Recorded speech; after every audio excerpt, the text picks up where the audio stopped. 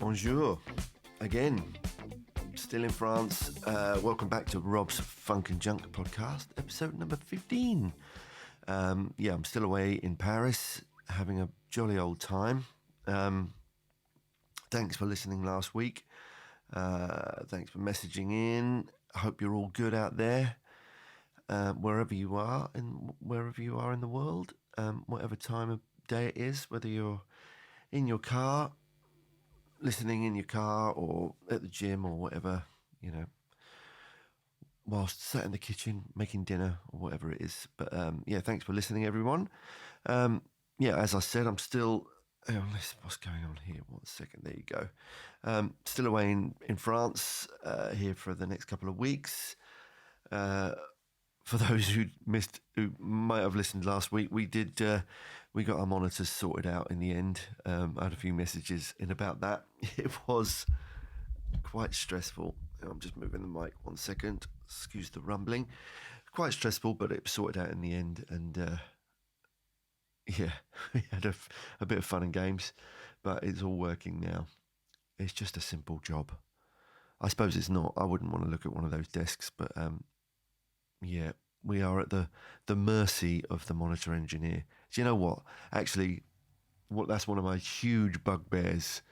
I don't want to start the podcast off with a rant, but it's just come to mind.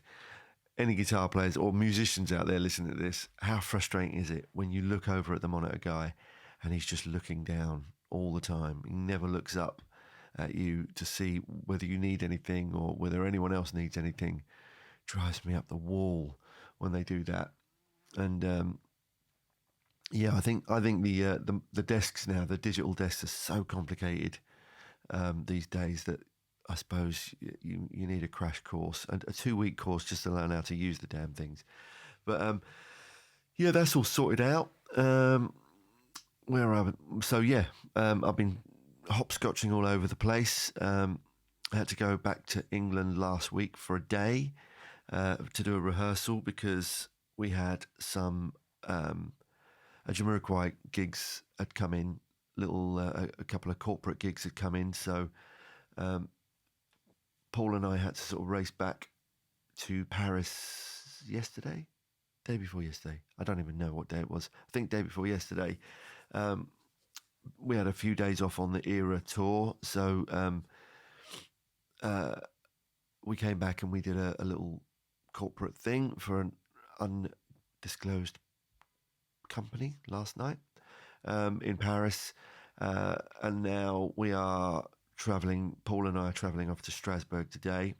I've got a friend of mine, Tim Sandyford, who's coming out to Dep for me on the Era show tomorrow. So Tim is arriving today in Paris, and we're all travelling off to Strasbourg today. Jet setting around, man. Or not jet setting, train setting around. It's been quite a full-on hectic couple of months running around doing gigs, which has been great. I mean, I do remember a time not so long ago when I was sitting there thinking, is this ever going to happen again? But it is happening, and it's going great. I'm really enjoying it, although I am looking forward to January and having a bit of a rest. Finishing a few projects in the studio at home, and practicing, getting some more practicing. I actually have been practicing quite a bit. Yeah, I've been digging into the John Cordy YouTube channel, and he's kicking me up the arse, making me practice a bit. So really enjoying that. We touched base with each other last week, and he seems like a very, very nice chap. And maybe I'll have a chat with him on here. I know I keep threatening to have guests. I've just been a bit crap in doing it. I keep on sort of really sometimes when I'm sat here with Paul on this tour, Paul and Jed, the drummer Jed Lynch, I just think, oh shit, man, I wish I had a microphone and we could just sit and record this conversation because we get into it, and that's what I really like about those kind of listening to those kind of podcasts is when it just sounds like people are having a coffee and a chat. So I must see if they'd be up for that one night. Mind you, we haven't had much time off, to be honest. we're always sitting around in a dressing room, and it is quite hectic. You need a quiet space to do it in. But I will hopefully get some more guests.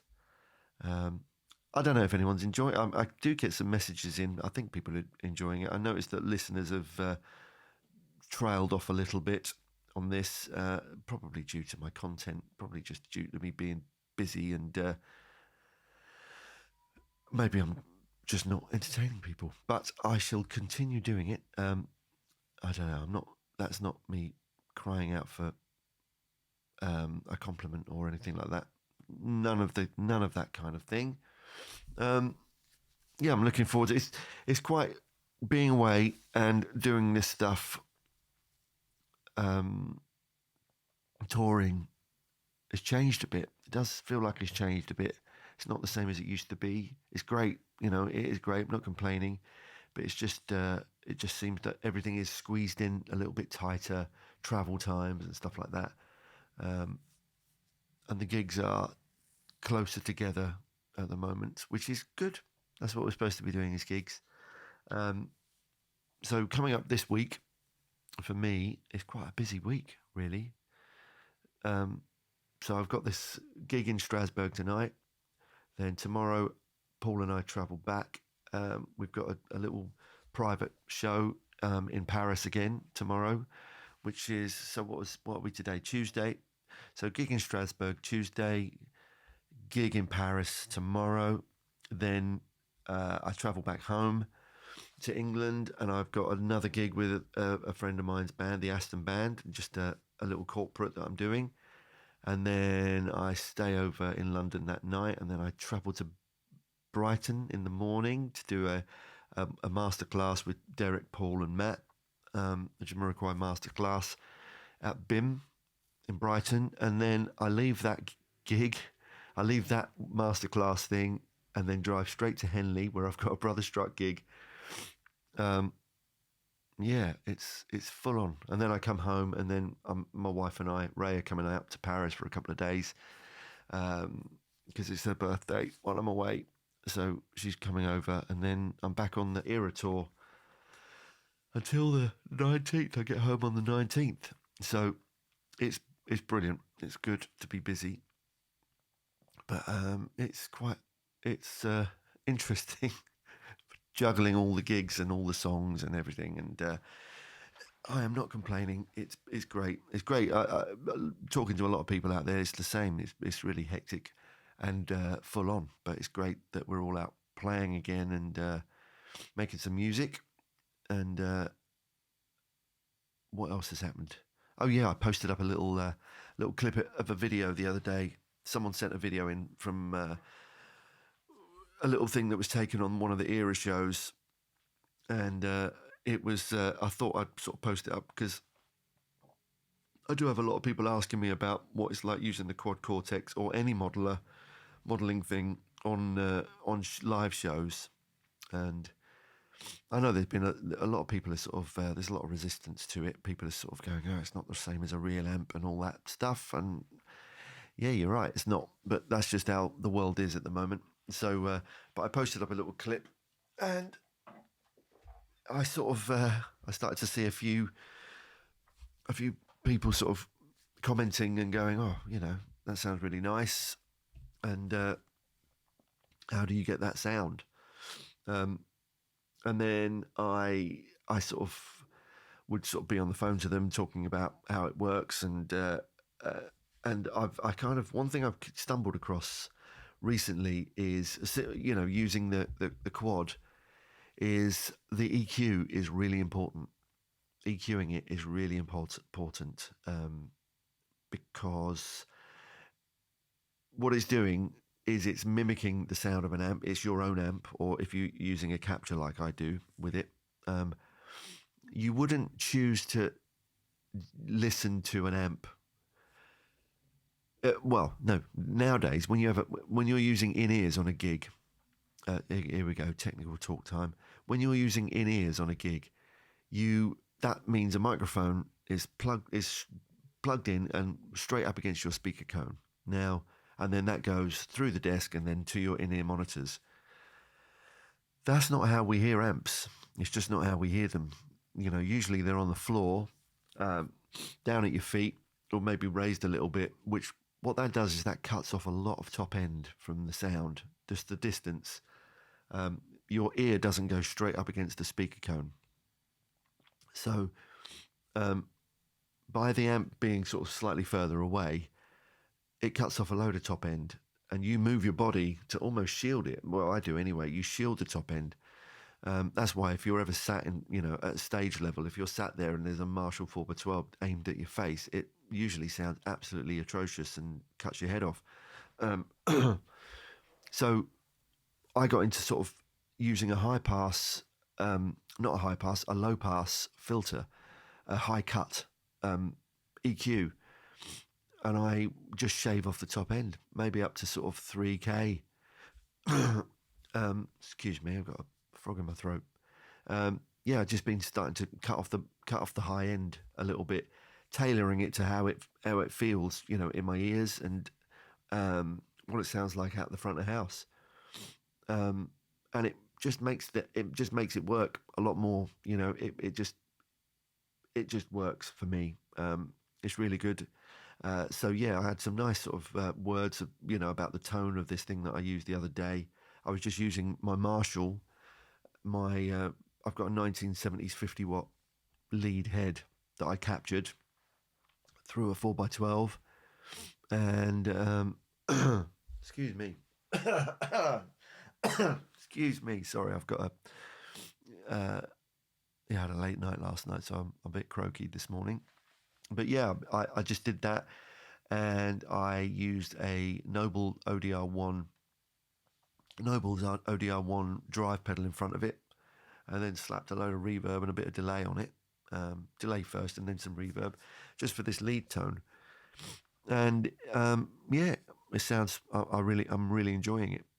So that's a little trick that I picked up to use. And then actually, I did see a video the other day with John Cordy. I know I'm a fanboy, John, mate. If you're listening to this, sorry, I'm not a stalker. I'm just really enjoying your vids, your YouTube channel. But yeah, he was talking about the same thing as using a high cut EQ on. He checks out all the modelers. Anyone's interested in checking out modelers, he's a wealth of information on his channel. He really knows what he's doing. He's a bit of a dude, and he can play his ass off. He's very, very good. Very good. Right, I do have some questions. I'm going to have to get packed soon, but I'm going to do these questions on the old podcast. I really appreciate you sending them in. And anyone's got anything they want to send it in to robsfunkandjunk@gmail.com. But yeah, thanks for sending them all in. What have we got here? David Campbell. Hey, mate. Hey, David. David, very fine illustrator from Scotland. How are you doing, man? Well, here we go. Hi, Rob. How are you? I'm fine, thanks, David. Bit croaky, as you can hear. Hope you're well. I've got a couple of questions for you. I think I remember you saying that for your Jamiroquai audition, you learnt the entire back catalogue. I was wondering how you go about doing that. What methods do you use learning new material like that? Is it by ear, tabs, sheet music, etc.? So that question is, I did. I sort of, when I got the call for the audition, at that time, there were 4 albums they'd released, and I was only asked to learn 4 songs for the audition. Actually, there was a cassette sent out with 4 tracks to learn, but I just figured that if I really wanted the gig, and this has kind of been my way really ever since, not that I've auditioned much since then, but I learn as much as I can of the band's material, the artist's material, just because on the audition you never know whether it's going to branch out to more, or whether they're going to ask if you know the rest of the stuff.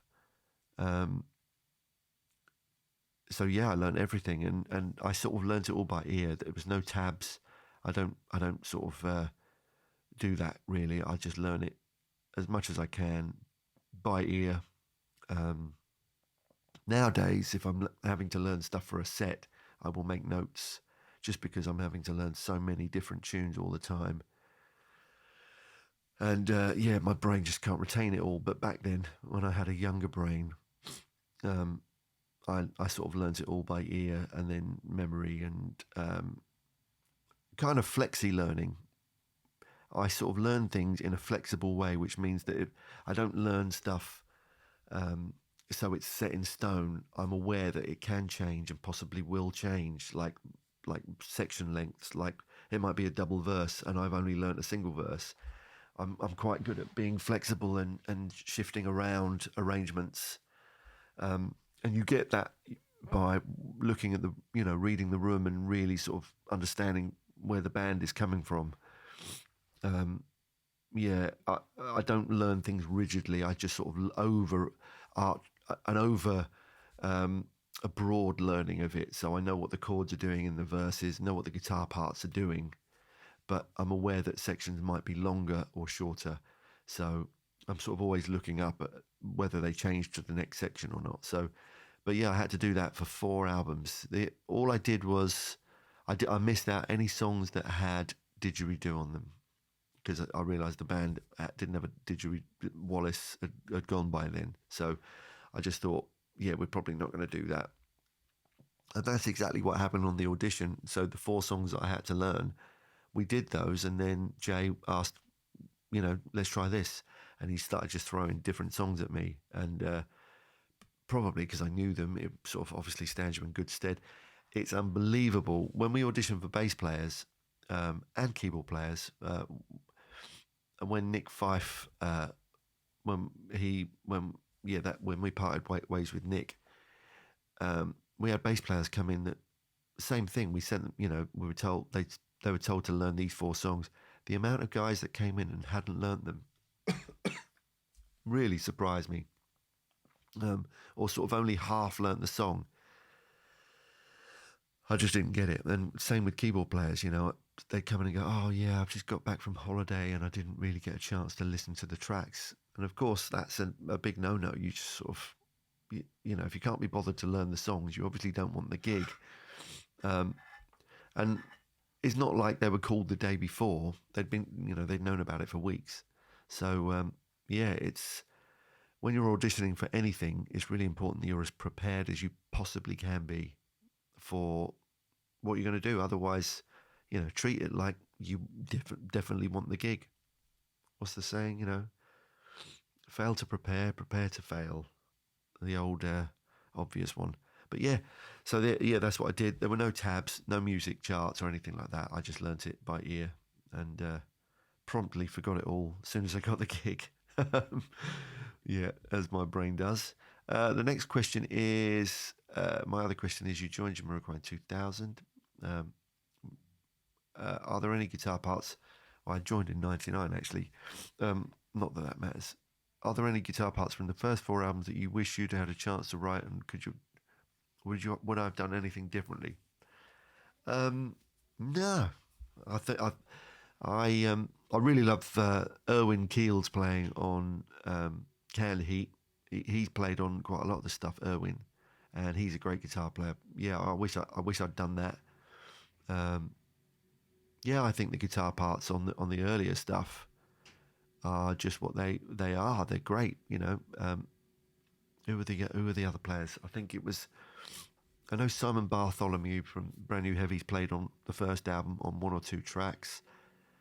A guy called Gavin Dodds played on some stuff. I'm not sure whether he just did the live stuff. A guy called Glenn Nightingale was on the first album. And then I think from the second album on, the guitar didn't feature that much in Jamiroquai, really. I mean, Toby was so good at what he did that I think most of the songs, or all the songs, were written from a keyboard basis, and bass basis. The bass in Jamiroquai is a very prominent instrument. I think, yeah, it's weird, isn't it? Well, I always feel like the bass seat in this gig is a really sort of it's held in such high regard, Obviously with the work that Stuart Zender did, and then Paul, they're both amazing bass players, and the bass is a very prominent instrument in Jamiroquai, and the bass gig is really sort of high regard. So the guitar has always sort of taken a second role, really. Yeah, it's I I have heard someone's uh, a colleague of my father-in-law, actually, who's a musician. He sort of referred to me. They were talking about what I do, and he sort of said, "Oh well, he's just a bit of a strummer. Nothing he does is that important."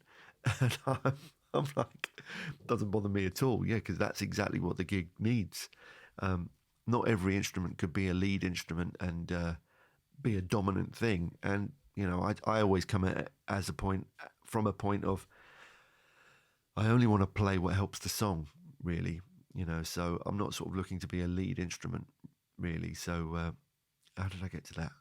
But yeah, no, we were talking about the guitar parts. So yeah, I think all the guitar parts on the earlier stuff were there just completely to do what they're supposed to do, and they're really good. Great guitar players, and it sort of changed a bit when I joined in doing the Funk Odyssey album, because the guitar just stepped up a little bit. I think Jay was looking for a slightly different sound at that point. And yeah, I think I was a new toy that he could get some different sounds out of. Although, actually, the first album I did was pretty much all recorded using a Line 6 pod at the time. I think there was only one track where I used a real amp on it. That's when I realised that how quick Jay likes to work. And I just thought, what's the thing I can use to get the sounds quickest, rather than sort of pointing a microphone in different directions and moving it on a speaker cone. He just likes to work really quick. So having a box that you can just get sounds instantly. And there's also a lot of DI guitar on that album as well. So yeah, it's that's my involvement in the band. I think all of those guitar parts that the other guys did, Erwin and Simon Katz as well. Obviously, he's great. He's who I replaced in the band. I think he left, and then. But yeah, they're all great guitar players, and I think, yeah, as I said, I'd like to have played on Canned Heat. That would have been a good one. What else have we got? But thanks for your questions, David. I hope you're well, man. Richard Hughes, my good friend Richard Hughes, has messaged in. Hope you're well, Richard, over in Chicagoland. Hi, Rob. Hope you found a mandolin. Hope you found a mandolin. No, I didn't find a mandolin, actually, but I'm going to do the session. Yeah, trying to hire one over in France has been a bit of a pain in the arse. They wanted like €1,000 as a deposit. And I was like, actually, I'll just wait and do it when I get home. And I didn't want to buy a second one. How many mandolins do you need? I've got one at home, so I'll just use that when I get home, which I'm going to be going home day after tomorrow for about 5 hours and then leaving the house again. So I'm going to do that when I get home. But thanks. Does being in different places, cultures, inspire you musically? Ooh. I don't know. That's a weird one. Not really. I suppose the only place it's done that for me is when we were in South America. I sort of went out. This was a few years back. We went out to see some live music in South America, and I really love South American music. We went out and saw some stuff whilst in Rio, and yeah, I really love that stuff. So maybe, yeah, but music from different cultures does inspire me at home. I listen to lots of different styles of music at home. Actually, a lot of classical music at home. But yeah, I suppose the only place that I felt that really is in South America. Yeah. Hope that answers your question. I hope you're well, Rich, as well. Right, we've got a message here from Nick Fitch. Hey, Nick. Hope you're good. It says, hey, Rob, hope you're well. Avid listener of the podcast. Well, thank you very much. It's super valuable to have a working, top-level musician like yourself. Oh, wow, thank you. Sharing real-world experiences and observation, the same reason I like Tom Bukovac, Tim Pierce, etc. Well, yeah, I'm big fans of theirs.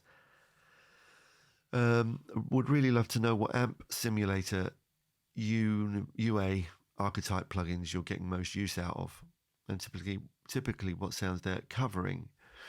In the UA thing, I tend to use the PT100 Sir. So I've used that quite a bit because it does get a decent clean sound. With a bit of tweaking, you can get it to clean up. But in fact, I think I can show you. Hang on. I have got one plugged in. Okay, so I'm going to show you, if I can do it here. Can I adjust the plug-in? So I've got my guitar. That is my Fiore plugged in to my Universal Audio, and there's an email just come in. That is plugged into my Apollo Solo. I just bought a new Apollo Solo to travel light with. So I have the PT100 plugged in, and I chose a setting called PT single coil delay. So actually, I'm going to save this. Bear with me, caller. How do I save? Save. Okay, Rob. Clean. Here's one I made earlier. So here's the difference, right? That's my sound. I'm gonna flip flop between the setting that was in there. I'm gonna tell you what I did to make it how I want it. Okay, so let me find what the last one was. This is the sound that was the setting that was in there. Come on. PT single coil delay. So this is Pete Thorne's setting. Now, let me just turn that delay off.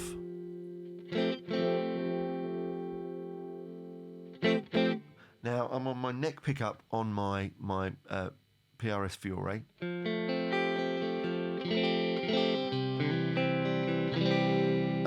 I can see here that there's a crunch button clicked in, so I'm going to turn the gain down on that.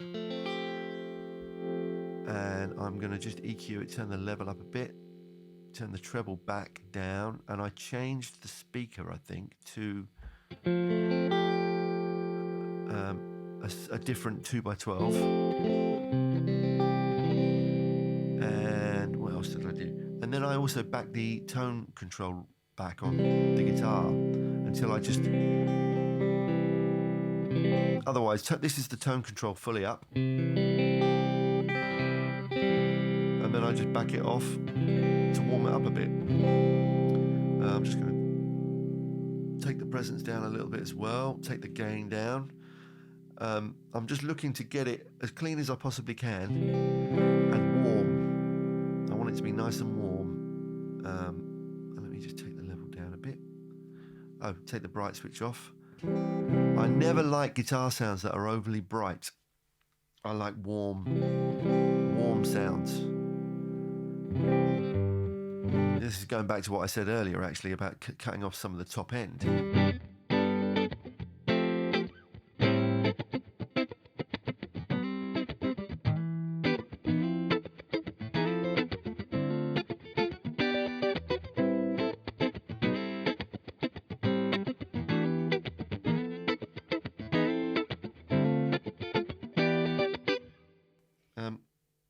Yeah, I've got the tone on about halfway on the guitar, and sometimes I just back the volume down as well. So this is full up, open up on the guitar, and if I back it down a little bit,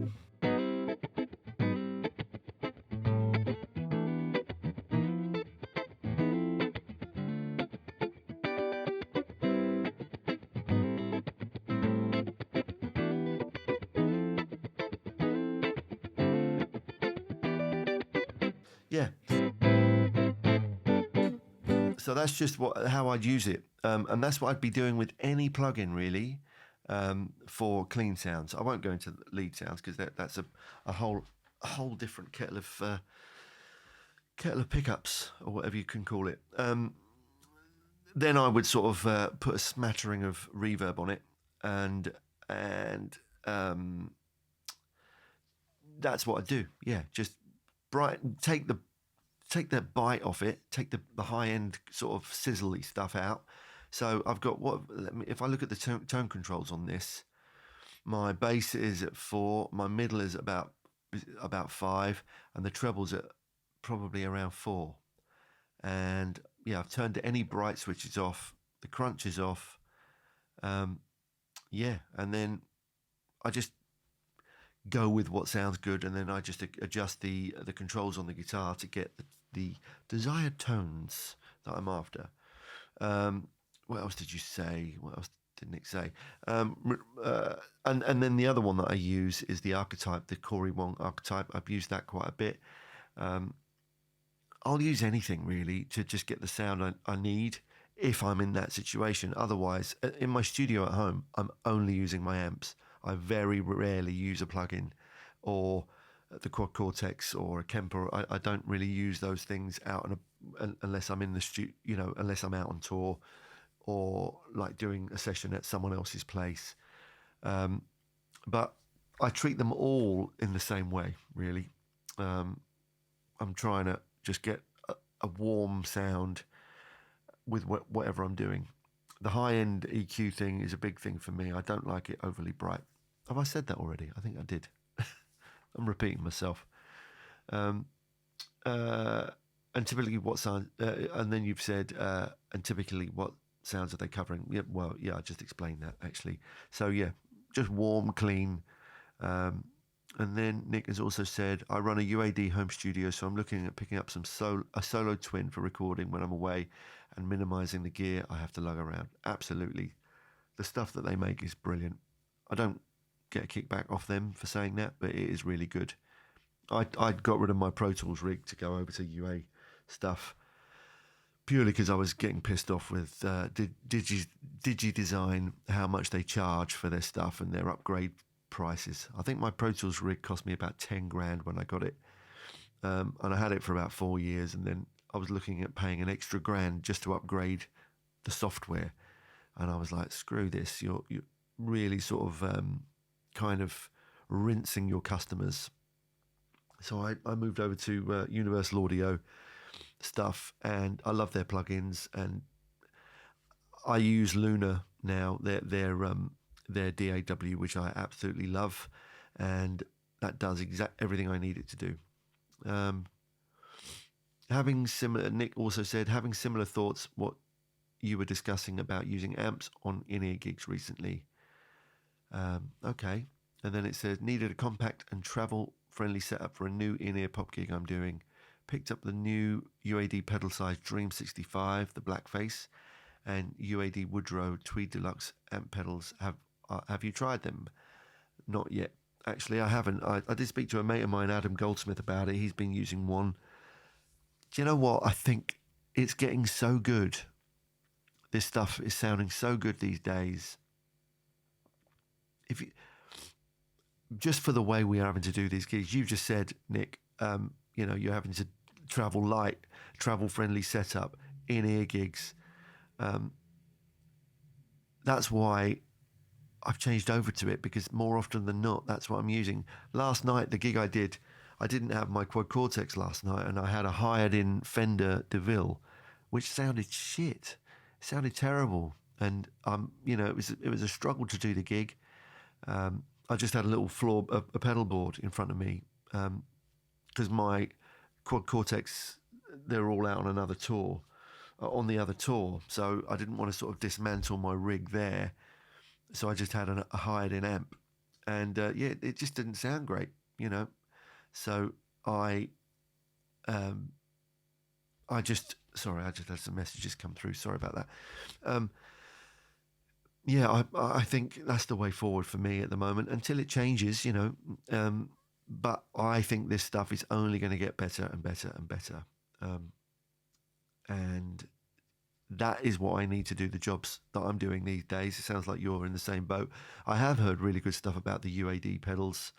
Um, I haven't tried them yet, but I think that would mean I'd have to have all my pedals as well. Um, and yeah, I'm kind of into traveling as light as I possibly can at the moment, just because I'm going from gig to gig.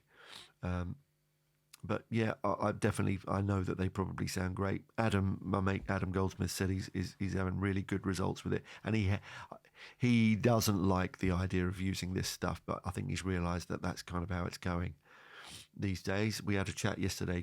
He called me up about the quad cortex because he's going to look into that, I think. So I do get quite a few calls about it. I don't work for them. I should get a kickback because a load of people are sort of going, "Oh, I'm going to buy one of those. Try it out." Um, you said also it's got great iPad connectivity, feels great on in ears, records really well, and the front of house guys have been super happy. Both provide most convincing, best feeling amp simulations I've used. Well worth checking out. Yeah, well, one day I will. I'm sure I will. But yeah, well, that's the questions finished. I've been prattling on now for. Hang on, how long have I been gassing? Bloody hell, 36 minutes. Yes, well, I've probably bored you all sufficiently. I hope you're having a lovely day. I hope you have a great week, and I will be back next week. I am going to try my best to sit down with a microphone in front of Mr. Paul Turner and possibly a glass of wine and see if we can talk absolute rubbish for half an hour or so, or an hour. But yeah, have a great week and thanks for listening. Remember, if you've got any questions, drop them into me at robsfunkandjunk@gmail.com and have a good week. Take care. Bye.